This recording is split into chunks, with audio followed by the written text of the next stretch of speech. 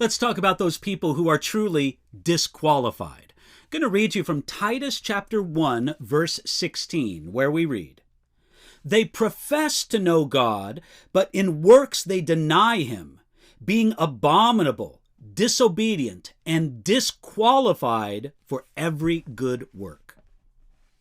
Paul wrote to Titus about the kind of people causing trouble among the Christians on the island of Crete. He described them in several ways.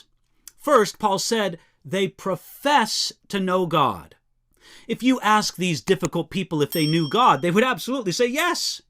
But it isn't enough to claim to know God. One must have more than good words. In James chapter 2, verse 19, it says that even demons believe that God exists, and that makes those demons tremble. While these difficult people claim to know God, Paul also said of them, but in works they deny him. They talked a good talk, but in works they denied God. How they lived contradicted their profession to know God.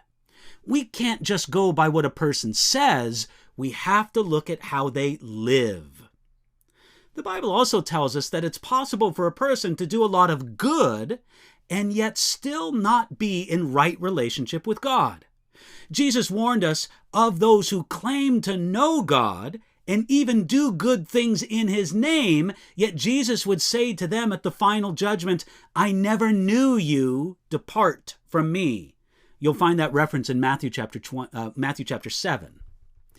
That's why Paul could use such strong language regarding these difficult people. That's why he could say, being abominable, disobedient, and disqualified for every good work. Now, those were strong words, but Paul meant them. These difficult people probably pretended to have a higher spirituality than Titus or other godly leaders, but Paul saw right through their spiritual facade, and he wanted Titus and all the Christians on Crete to see through that facade also. To me, the most interesting word in Titus chapter 1, verse 16 is disqualified. According to William Barclay, that translates the ancient Greek word adokomos, which was used in many different ways. It was used to describe a counterfeit coin. It was used to describe a cowardly soldier who failed in battle. It was used of a candidate rejected for elected office. It was used of a stone rejected by builders.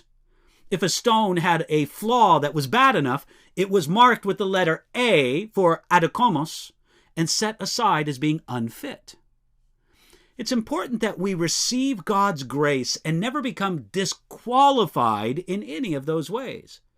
We want to be true and never counterfeit in our faith in God. We want to be brave in our life and service of Jesus Christ. We want to live in a way that honors God's election of us in Christ Jesus. And we want to fulfill our place as a stone set in the temple of God's people. God helping us, we'll never hear those terrible words, "I never knew you, depart from me." And God working in our life, we'll be able to walk in a true and qualified way before God, walking that way before him today.